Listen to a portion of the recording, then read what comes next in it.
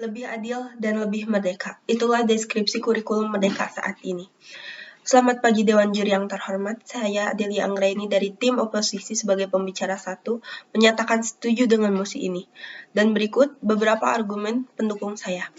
Sebelumnya, definisi kurikulum sendiri adalah seperangkat rencana dan pengaturan mengenai tujuan, isi, dan bahan pelajaran serta cara yang digunakan sebagai pedoman penyelenggaraan kegiatan pembelajaran untuk mencapai tujuan pendidikan yang tinggi. Maka dari itu, pemilihan kurikulum yang sesuai sangatlah penting karena dapat menentukan maju atau tidaknya suatu pendidikan bangsa. Kurikulum Merdeka merupakan kurikulum dengan pembelajaran intrakurikuler yang beragam di mana konten akan lebih optimal agar peserta didik memiliki cukup waktu untuk mendalami konsep dan menguatkan kompetensi. Jika dalam kurikulum sebelumnya yaitu kurikulum 2013 lebih memfokuskan kepada karakter peserta didik dan peserta didik lebih difokuskan untuk mencari materi sendiri, maka dalam kurikulum Merdeka ini lebih fokus kepada minat dan bakat masing-masing individu.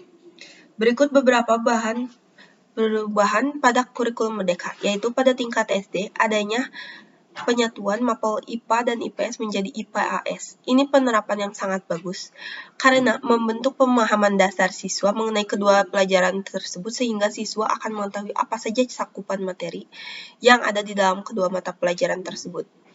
Lalu pada jenjang SMP, diwajibkannya mapel informatika.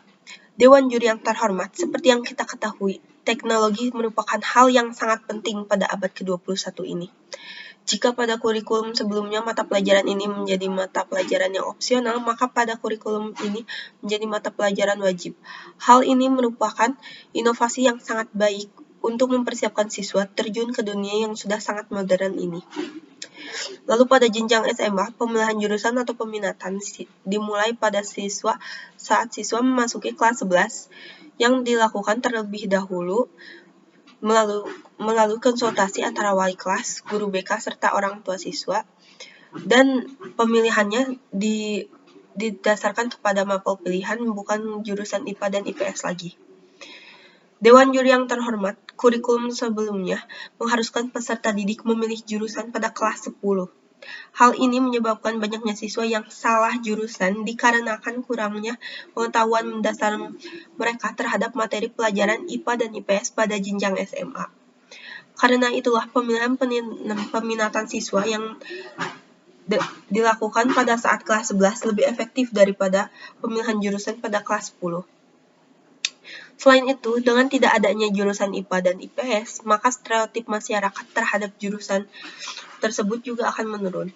Satu jurusan tidak akan lagi dinilai lebih pintar daripada jurusan yang lain karena yang dipilih sekarang berdasarkan mapel. Pemilihan berdasarkan mapel ini juga membuat siswa lebih fokus mengembangkan apa yang sesuai dengan kemampuannya.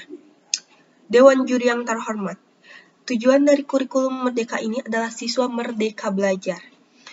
Kurikulum ini lebih efektif karena memfokuskan kepada minat dan bakat masing-masing siswa. Jika sebelumnya siswa dinilai dengan penilaian yang sama entah apapun minat dan bakatnya, maka sekarang siswa dapat dinilai lebih adil dengan melihat nilai masing-masing individu. Maka dari itu, saya sekali lagi menyatakan setuju dengan mosi ini. Sekian dari saya, mohon maaf bila ada kekurangan.